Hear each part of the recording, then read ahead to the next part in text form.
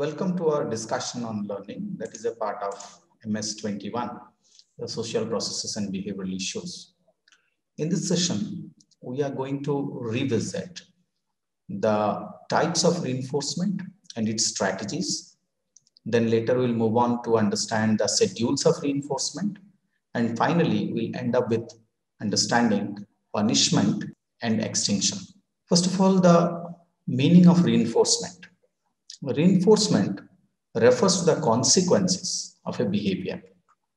It plays a very central role in any kind of learning process.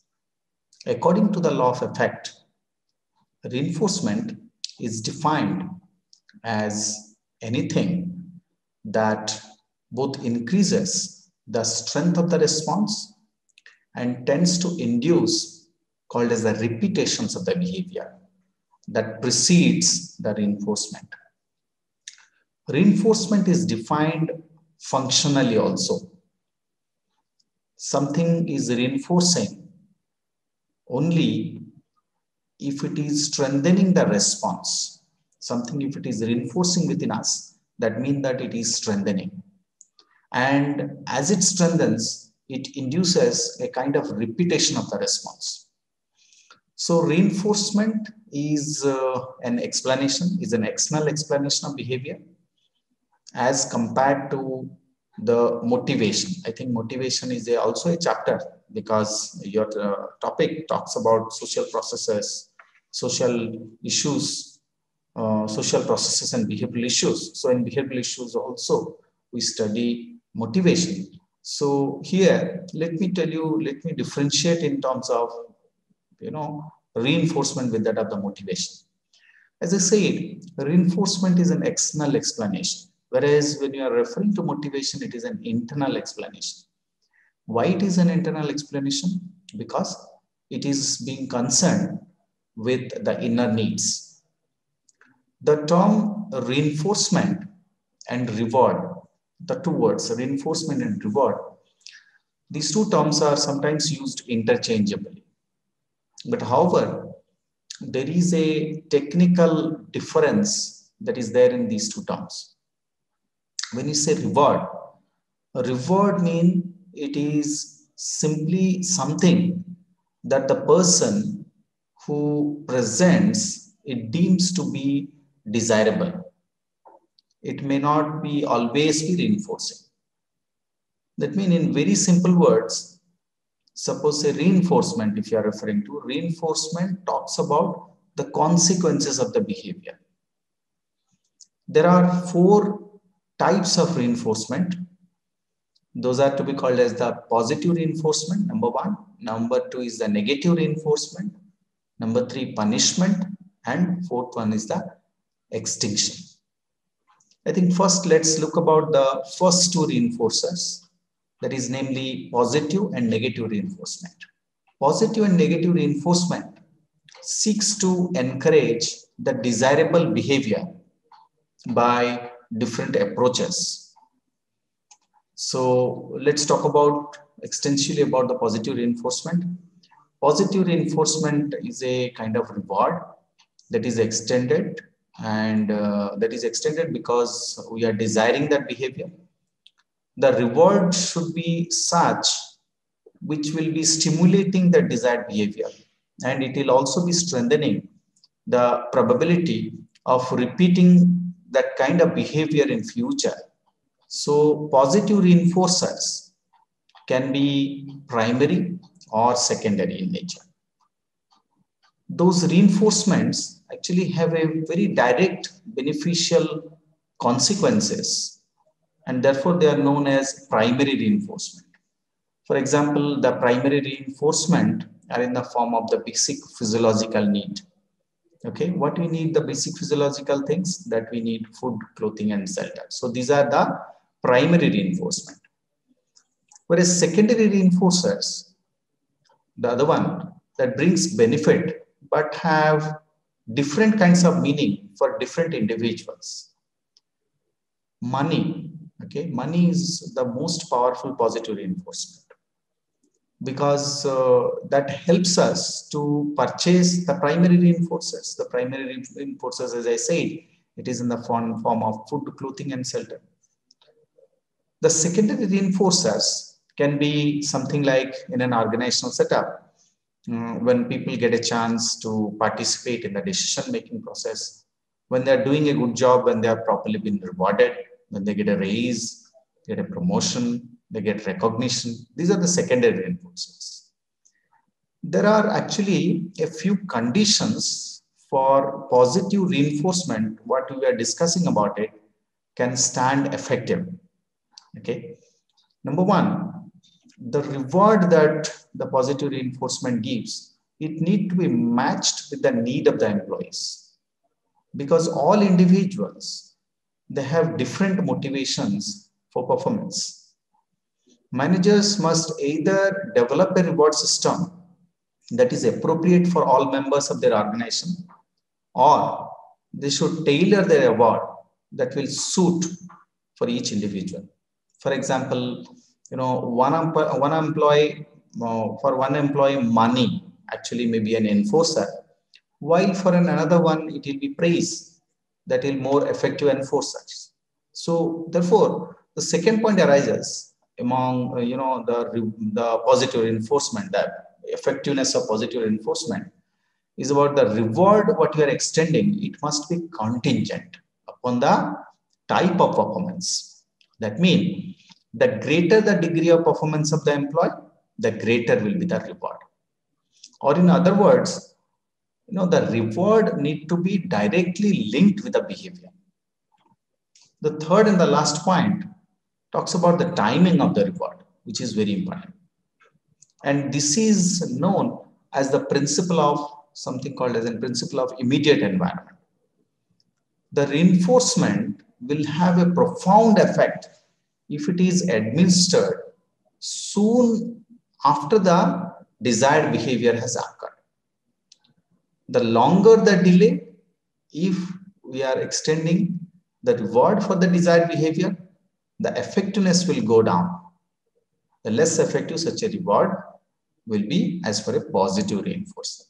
So this is about the positive reinforcement. Let's talk about the other form of reinforcement called as a negative reinforcement. Negative reinforcement, in other words, it is also called as escape conditioning. Okay, escape conditioning, or called as avoidance learning. As it is very clear from these names called avoidance learning or escape conditioning, the negative reinforcement, it normally takes place when an individual actually learn to escape, okay, learn to avoid, okay, from where? From the circumstances that is unpleasant in nature. Therefore, negative reinforcement strengthens and increases the behavior by the termination or withdrawal of an undesirable consequences. So therefore, just like positive reinforcement, the negative reinforcement is also a method of strengthening the desired behavior. But under positive reinforcement, the employee generally works hard actually to get the financial rewards or any other kind of rewards.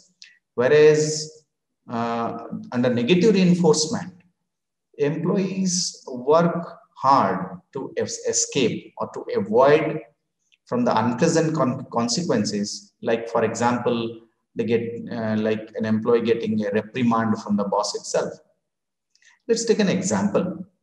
Okay, the manager, suppose say a manager may like his subordinate, for example, when they come in formal clothing to the workplace, and he may criticize those people who are actually dressing very informally or casually in the workplace. So what it happened? To avoid such criticism, what the employee does, the employee may dress well to keep the manager happy. So therefore, they are engaging in something called as a desirable behavior. Desirable behavior by whom? The manager, by the organization, to avoid any unpleasant consequences. So therefore, much lawful behavior in our society is based on avoidance learning. For example, say, we are parking our vehicle at we have gone to a park and we are parking our vehicle, okay, at the right parking space, even it is inconvenient. Okay, why? In order to avoid getting a ticket. So therefore, negative reinforcement is a form of social blackmail. So learners, negative reinforcement is a form of social blackmail because the person behave in a certain way in order not to be reprimanded. However, the other forms of the reinforcement, those are called as a punishment and extinction. Obviously, extinction is not coming into purview over here. Punishment or threat of punishment is not implied in any of these actions.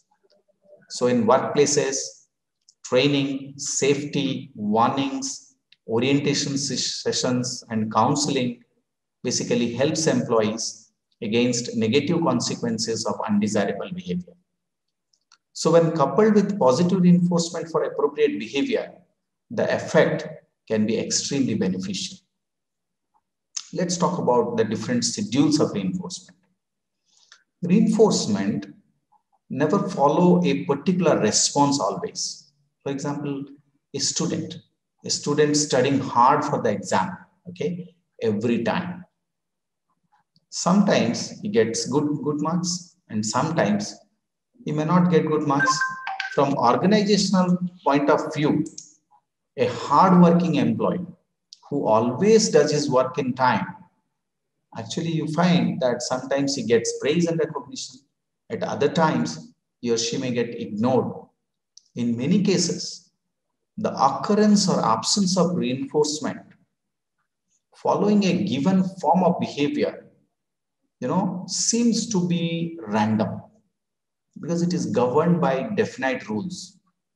And these kind of rules are called as the schedule of reinforcement and exert actually the powerful effect upon behavior. So therefore, it is necessary to know, what kind of reinforcement stands to be most effective in a particular situation.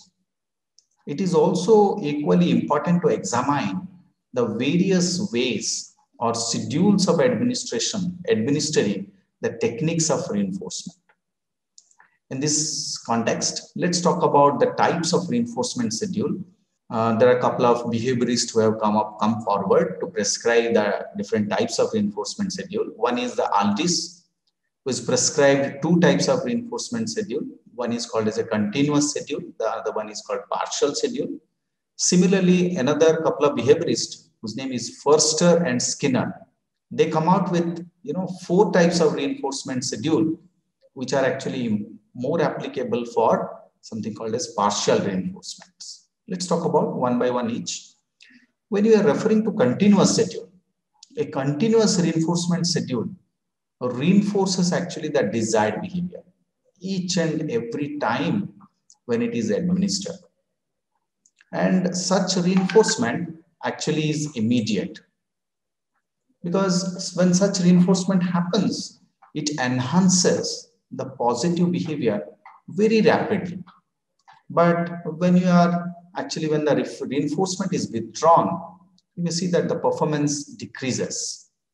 For example, an employee had trouble arriving at work on time. Every time he was not tardy, his manager complimented him. He tried to arrive on time. But say when the manager has stopped doing so every time, then what it will happen? The employee again becomes tardy, because the behavior learned by continuous reinforcement strategy tends not to persist, because when such reinforcement is applied less frequently, or say over here the manager has stopped. So therefore this strategy is very difficult. This kind of strategy is very difficult to apply in organizational context, because it is not possible to reinforce a behavior every time. Moreover, continuous observation of subordinate performance also is not, that conducive to good interaction. So this is about the continuous reinforcement. Second one talks about partial reinforcement. In partial or intermittent reinforcement schedule, not every instance of the desirable behavior is reinforced, but reinforcement is made often enough to make the behavior worth repeating. It is believed that behavior tends to be persistent when it is learned under the condition of something called as a partial and a delayed reinforcement. This strategy actually leads to slow learning. It is more lasting as compared to continuous reinforcement.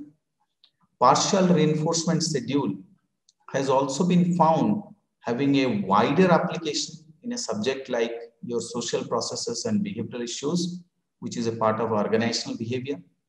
This factor is also extremely relevant to the observed strong resistance to change in attitude, change in values, change in norms. Okay. So, but when we elaborate about the partial reinforcement, it can be of a couple of types. It can be of ratio type or it can be of interval type. Ratio schedule depends upon how many responses the subject actually makes. The individual is reinforced, after giving a certain number of specific, depicting a specific types of behavior. Interval schedules, whereas that is what the ratio schedule says, but as interval schedule that depends upon how much time has passed since the last reinforcement. So with interval schedules, the individual actually is reinforced on the first appropriate behavior after a particular time has elapsed. So a reinforcement is also been classified as fixed or variable. Okay, therefore the schedule of reinforcement comes with fixed and variable, and that is in terms of interval and ratio. Therefore we come up with 4 quadranted form of schedule of reinforcement to the reinforcements, the fixed and variable, that is fixed interval schedule, variable interval schedule, fixed ratio schedule, and variable ratio schedule.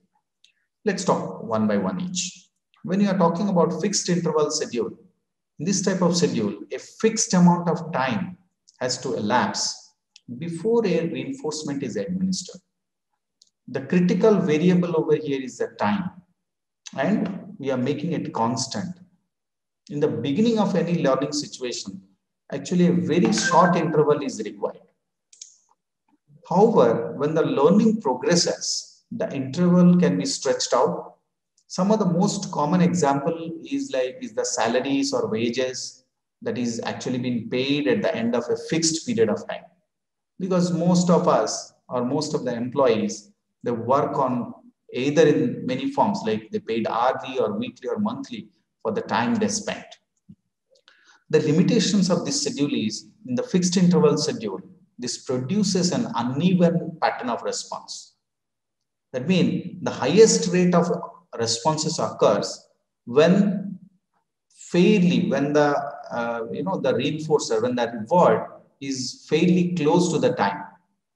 So this method actually offers least motivation for those people who are hardworking. Because why? Because you are tying up the pay with the time rather than the performance. So the occurrence of reinforcement depends largely on the passage of the time. Second one, the variable interval schedule.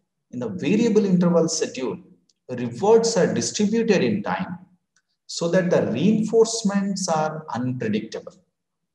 In other words, the reinforcement is administered at random times, okay, which cannot be predicted by the employees. Suppose a surprise test in a classroom is an example. Similarly, a series of randomly timed and unannounced visit to a company office, say by the audit staff, is a variable interval schedule. So this schedule is an ideal method actually for administering a praise, promotion, or recognition kind of. So the response is dispensed actually unpredictably. So over here, the variable schedules basically generate higher rate of response and there is a more stable and consistent performance. Therefore, over here in this method, the performance tends to be higher and there will be hardly or less fluctuations than when we refer under the fixed interval schedule. The third part is called as a fixed ratio schedule. In a fixed ratio schedule, after a fixed or constant number of responses are given, what we do is a reward or reinforcement gets administered. If the schedule is a fixed ratio, the exact number of responses get specified. The reward is constantly being tied to an output. For example, an example would be like the piece rate pay system, where rewards actually are proportional to the number of items produced. So administering a reward under a fixed ratio schedule actually tends to produce significantly higher rate of response. The person actually determines the reinforcement basing on the number of responses, and also he or she performs the responses as quickly as possible in order to receive the reward.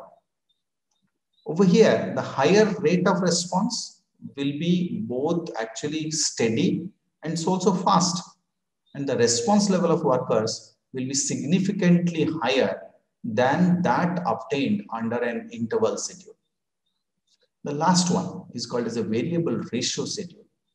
Variable ratio schedule learners is quite similar to the fixed ratio schedule, except over here, one point is the number of responses that is required before a reinforcement is determined, which is actually not being fixed, but they get varied from situation to situation. However, the number of responses gets varied in some predetermined averages. So for example, salesperson on commission are examples of individuals on such a reinforcement schedule, because on some occasions they make a sale after only 2 calls on a potential customer. On other occasions, they may need to make more calls, say 20 or 40 calls to secure a sale. So reward over here is variable in relation to the number of successful calls the salesperson is making. So research evidences reveal that all of the variation in scheduling procedure available is actually makes it a sustaining the behavior itself, because this method elicits a rapid rate of response. The value of the reward and its unpredictability actually keep the behavior at high level of desirability. Okay, so that is what actually says about the variable ratio schedules. Let's talk about other 2 forms of reinforcement. The third form of reinforcement is called as punishment. Punishment means it is anything that weakens the behavior, and with that it tends to decrease its subsequent frequency. Punishment is very controversial method of behavioral modification, and it involves delivering actually a very unpleasant consequence which is contingent upon the occurrence of an undesirable behavior. Both punishment and extinction actually they have an effect of decreasing and eliminating the undesirable behavior, but they are literally different.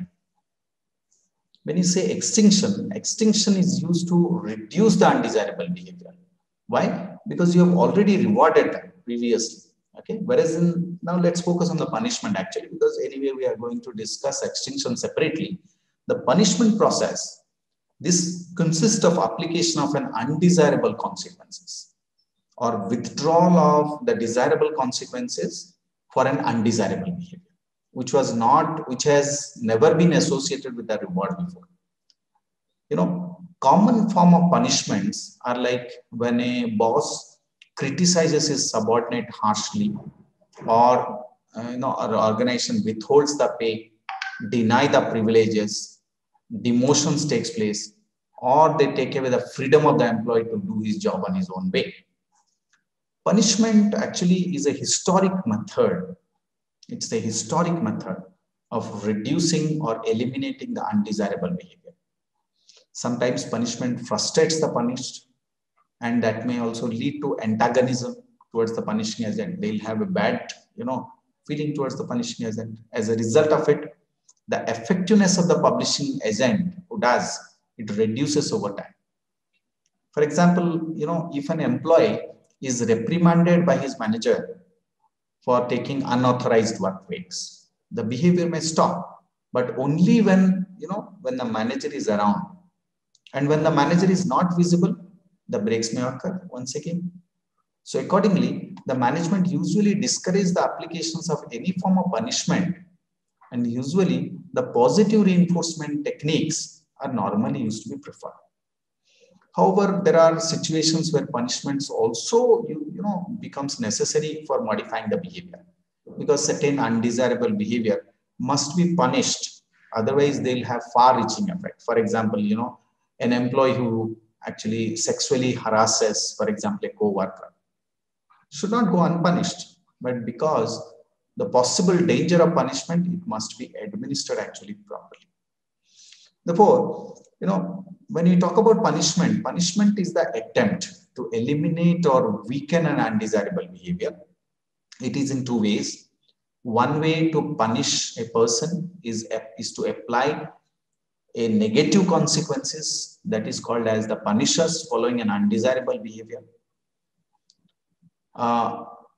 In this context, in your referred text material also, it was been said that a couple of people, Walter and Bruzek, they have reviewed whatever the research that was being taken up on punishment, and they told about a set of conditions wherein the punishment can be implied. Whenever we levy a punishment, it should be quick and short, and it should be administered immediately after the undesirable behavior. It should be limited to its intensity, need to relate to behavior, but never to the character traits, need to be restricted to the context in which the undesirable behavior is occurring, and it should not send a mixed message about what is accepted behavior.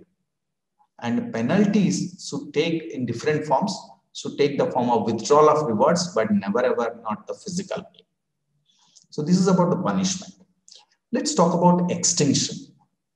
When we say positive reinforcement and negative reinforcement increase the frequency of desirable behavior, extinction decreases actually the frequency of undesirable behavior, especially when such behavior actually was previously rewarded, and it refers as non-enforcement. So eliminating any reinforcement that is maintaining a behavior is called extinction.